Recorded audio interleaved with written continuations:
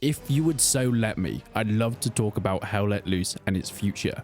We're at a really rocky point because of the developers, Team 17, having a bit of a slip and slide with their last few updates, not to mention that third-party trailer that was somewhat of a mess, then the British faction rework that had to happen because El Alamein and a lot of the British stuff that came with it was just not usable, at least in a professional state that the players expected. Then more recently, in update 15.1, there was, well, a lot of feedback from the players and a response from the developers, saying that we are sure that we will get back on track, that it didn't meet the expectations of what the players wanted, but it's not going to be ignored. Now, there is a lot of doubt from the Hell Let Loose player base, a very strong and committed community. So will they be able to live up to it? I don't know.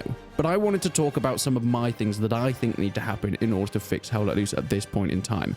The British faction rework was a good stepping stone. They fixed things like the Bren gun and the Lewis gun that had recoil that would send you back into 1944 when you used it. They changed the running speeds because there was a moment where you could run faster than a tank. I mean, using things like the British tanks on El Alamein is actually incredibly satisfying. Seeing those Valentine and Churchill tanks roll up are so goddamn gorgeous. And of course, they've now got map-appropriate skins for the Germans and the English on El Alamein with desert camos. I love it. You also have the snow camos and other stuff like that. However, there's more that needs doing. El Alamein still has so many issues in itself. It is an incredibly unbalanced map, and you can tell just by the way that people don't play it. Carentan, St. Mary Anglaise, Utah Beach, Omaha Beach, even to some extent Purple Heart Lane, Kursk, Stalingrad, all maps that are in heavy rotation. Okay, we dwindled towards the last few there. But the reason they are is because they are well-built maps. They are fantastic work that have been done by Black Matter from the past. In fact, it was the first update in the British faction where Team 17 bought out their own stuff. El Alamein is one of, as well as Driel, the first maps made by Team 17 as a development company rather than just bringing over stuff that they got from Black Matter. And unfortunately, it just missed the mark. Is this the problem with the way they're approaching development or maps? Because we know they brought in a skirmish game mode, a 25 versus 25 faster paced game mode that just didn't fit Hell Let Loose's aesthetic. I mean, this is a game that's supposed to be 100 players on this huge simulated warfare, with people with ranks, soldiers talking in comms, and of course commanders. So where is the place for a 25 versus 25 skirmish? Well, clearly nowhere, because trying to get a server is next to impossible on this goddamn thing. And with a player base full of World War II enthusiasts, it baffles me what they're thinking at this point in time. I think El Alamein needs to be almost cut to pieces. It is way too big and way too open. There needs to be more terrain to hide behind, and there needs to be less channels that you can sit tanks on top of maps and just shoot down, because it is killing fields in nearly every single one of the points. Don't get me wrong, I've had some fantastic games on El Alamein, but that's down to Hell Let Loose being a fantastic game, not being a fantastic map. 9 times out of 10, my St. Mary Anglaise game is a banger. 2 times out of 10 is my El Alamein game a banger. And I think that basically sums up that map and the issues that it has.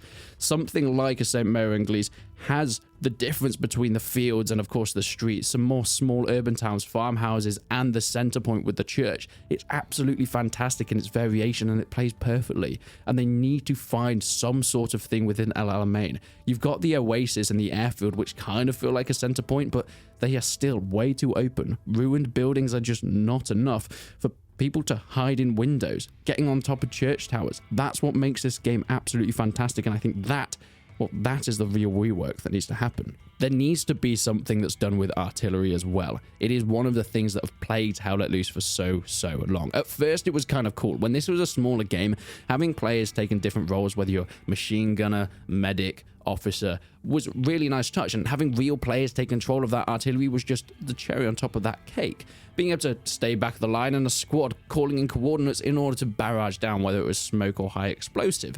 And it is awesome. It is so simulating when you're trying to run through areas and it just blasts to the side of you and then you automatically get blown to pieces.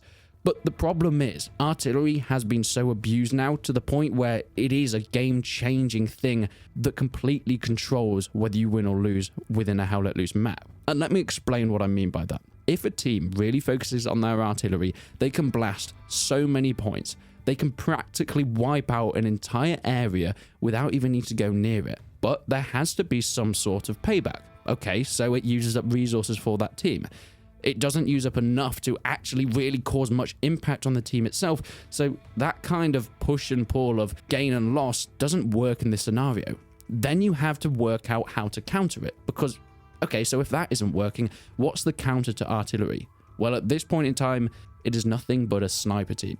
The other team has to send a recon squad to sit at the back. And not only is it a counter, it is the most effective counter that you can possibly have. Because the recon team can be so hidden. They can place their outpost in and amongst the enemy ranks with barely any chance of getting spotted, and then just focus on the artillery points, sniping them whenever they spawn in. So it means that the team who had artillery no longer want to spawn as it, and it completely wipes it out. So you either have two options with artillery. You can either completely demolish the enemy team, and then once you do that, then you can never use it again because they've got the most effective counter in the world. It is such a polarizing position that it doesn't make it fun for anybody. Being blasted on the point so you can't make any sort of progression in your game, or just not being able to use it because you get spawn killed.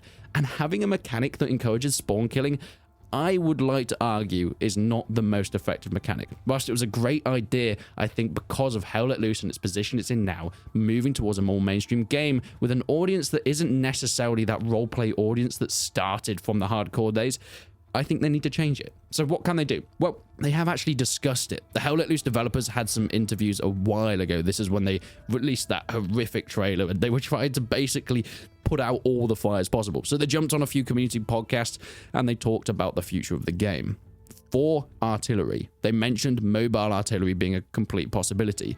Having tank-like vehicles that would have artillery points on the back that could be driven around. This would actually very much fix the issues.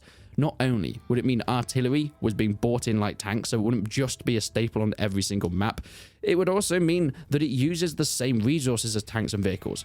Tanks and vehicles that use up a lot of fuel and manpower. Like, trust me, if you are playing as a heavy tank squad, you've got 2 or 3 of them within a game before the commander starts getting really grumpy with you. So if they can balance it out that way, that would be a good solution. Not only that, but you have good counters.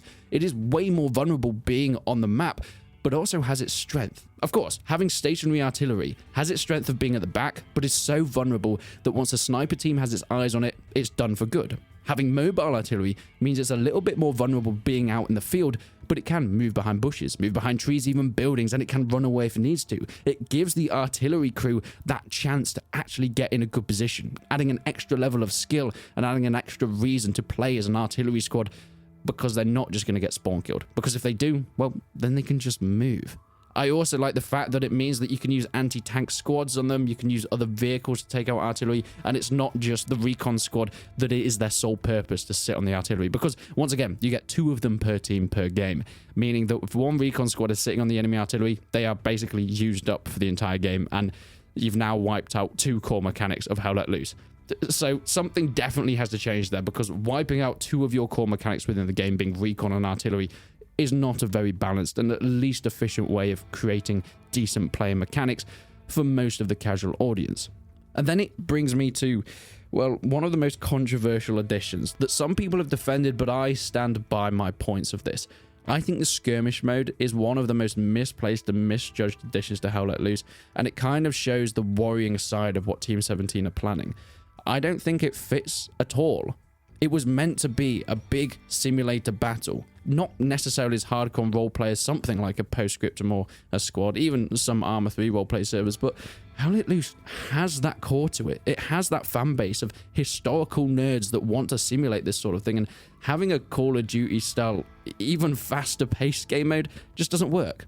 And we can see that. The amount of time and effort that's been put into this update to bring this Skirmish map feels like it could have been well warranted someplace else, because nobody is playing these Skirmish maps. No servers are hosting Skirmish maps, so it is very clear that they have not become very popular. And then we have issues in the main core updates. Huge maps like El Alamein that are just buggy as hell. Even Stalingrad, that's been out for years now, is still very much FPS lagging hell if you're in the wrong positions. Those are things that should have been fixed by now, but they haven't, because there's been focus on things like the Skirmish modes. And if I'm going to be honest, I think it's a matter of cutting ties with that mode now. Stop putting the effort into it. Stop putting the update into it. It was an attempt to try something new, but I think actually addressing the issues with the main core game, you know, the game that has grown from its audience, the game that people wanted, is pretty much the only possibility here. Russia has been really great in terms of bringing in a new element here, having in the Eastern Front and snowy maps, and then the difference between Kursk and Stalingrad, and of course, well, that foggy one that is just horrific where you cannot see anything. Either way, it does add cool new elements, and I love what they've done with Russia, and I think they need to focus on that more. Bring that in for the British. I want to see 2-3 more maps for the British, even more work on the British faction, bringing in more tanks, armor, and of course there was talks of stationary MGs. Postscriptum, or Squad 44 as it's now called, has added in people being able to sit on the backs of tanks and use the MGs on top of tanks. Hell Let Loose is still so far from that, and they even said in the interviews I referenced earlier that they don't even know if that's going to be possible. They need to be putting more effort into the core mechanics and the core content they have, rather than adding in little bits here and there, whether it is more cosmetics that we don't need, whether it is more smaller game modes that people don't really want. That is taken away from the core of what made Hell Let Loose brilliant. But I'd love to know what you think. I think there is so much more that they can do with this game, and I still hold out hope that Team 17 are passionate. They just don't quite know which direction they're going. Whether it is the upper management that are telling them they need to put in skins for one certain map and charge $15 for it, or whether it's the developers that are still kind of all over the place, I guess we'll have to find out. But most of these issues seem to be unfinished, unbuggy, and a lack of communication with not only the audience, but sometimes inside Team 17 themselves, and they really need to be addressed.